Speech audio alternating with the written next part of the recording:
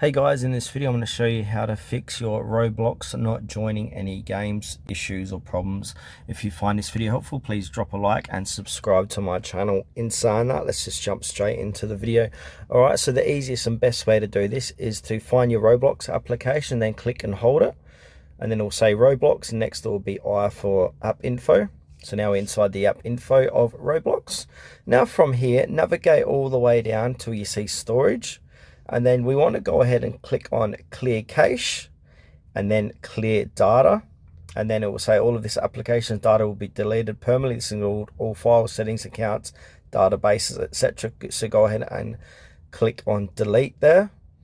And now go back, open up Roblox. You got to log back in, and that should fix your issues. If it doesn't, just go ahead and reinstall the Roblox app on your mobile device. So delete it, uninstall it completely, go ahead and re-download it from your Play Store or App Store, and then restart your phone, and then that should fix your issues.